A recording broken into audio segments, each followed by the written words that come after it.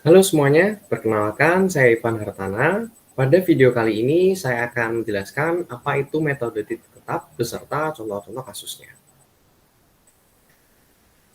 Sebelumnya, sebagai pendahuluan, untuk mencari akar persamaan non-linear dapat dicari dengan menggunakan dua metode.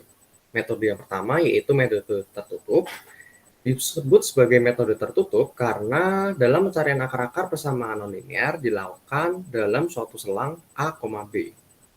Sedangkan dalam metode terbuka, pencarian akar-akar persamaan non-linear tidak memerlukan rentang sejumlah nilai seperti metode tertutup. Metode terbuka sendiri terdiri dari beberapa jenis, yaitu metode iterasi tetap, metode Newton-Raphson, dan metode sekant. Namun, kali ini saya akan lebih membahas ke dalam mengenai metode titik tetap.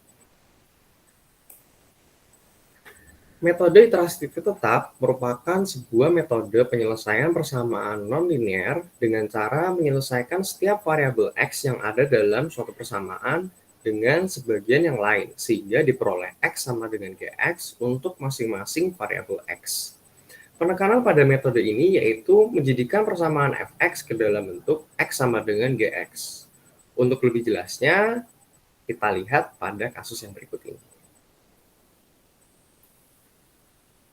Pada soal 6.1, kita diminta untuk menggunakan metode titik tetap di mana akar-akar persamaannya adalah fx sama dengan sin akar x min x dengan x0-nya sama dengan 0,5 dan kita lakukan pengiterasian hingga presentase relatif aproksimasinya kurang dari sama dengan 0,01%. Kita lakukan pembahasannya. Jadi langkah pertama yang harus kita lakukan yaitu kita memisalkan fx adalah fungsi yang konvergen dengan fx sama dengan 0. Kita lakukan substitusi, fx-nya yaitu sin akar x dikurangi x sama dengan 0. Kita lakukan pemindahan ruas, x-nya adalah sin x. Sehingga kita dapatkan sesuai dengan definisi tadi, yaitu gx-nya sama dengan sin akar x. Kemudian, bentuk umum iterasi titik tetap yaitu xn plus 1 sama dengan gxn. Dengan n-nya mulai dari 0, 1, 2, dan seterusnya. Semisal kita lakukan pemisalan, n-nya adalah 0, jadi x1 sama dengan g0. Begitu pula seterusnya. Kemudian, untuk galat relatif aproksimasinya, kita dapat lakukan perhitungan dengan mutlak xn plus 1 dikurangin xn dibagi xn plus 1. Nah, ini merupakan contoh yang pertama, yaitu iterasi yang pertama, kita masukkan n-nya adalah 0, sehingga x1-nya sama dengan sin akar x0 sama dengan sin akar 0,5, kita dapatkan hasilnya 0,649637.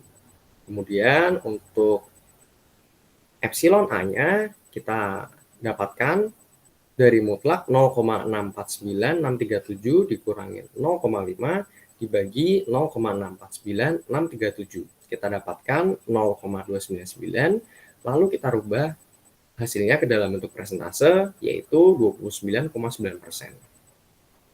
Kemudian, kapan sih sebetulnya iterasi ini akan berhenti?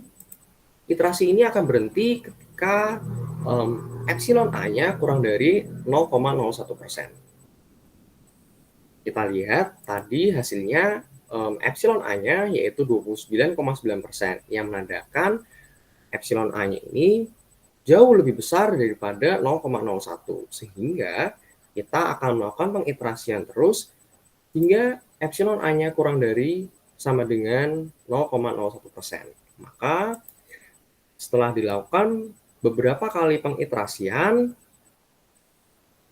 kita lakukan sebanyak 9 kali dan dapatkan bahwa iterasi yang ke-9 presentasenya adalah 0,0096%. Itu berarti menandakan bahwa epsilon A-nya telah kurang dari 0,01%.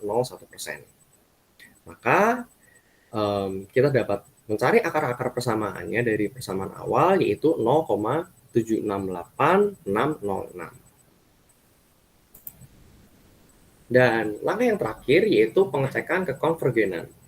Kekonvergenan dapat dicari dengan memutlakkan G aksen X harus kurang dari 1 apabila persamaan turunan mutlak dari akar Gx dari G aksen X-nya kurang dari 1, maka persamaan tersebut dapat dikatakan konvergen.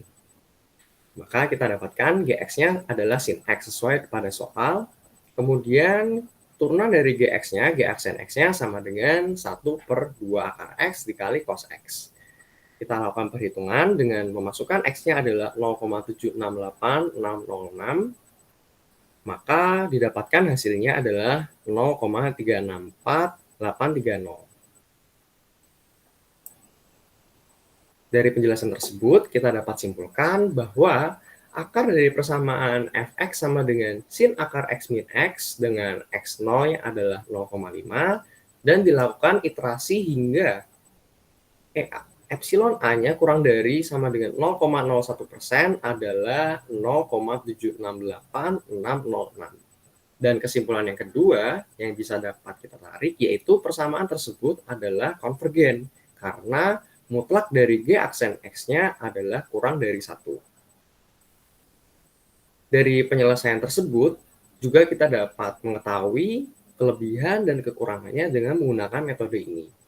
Dengan menggunakan metode iterasi titik tetap, kita dapat melakukan pembentukan prosedur iterasi yang lebih mudah karena kita hanya memasukkan rumus ke dalam pengaplikasian tersebut. Sedangkan kekurangannya yaitu proses iterasinya sangat cenderung dapat dikatakan lambat dan tidak dapat untuk mencari akar-akar persamaan kompleks. Oke, sekian materi penjelasan mengenai metode titik tetap kali ini. Terima kasih telah menyaksikan dan tetap menjaga kesehatan dan selalu sehat selalu. Terima kasih.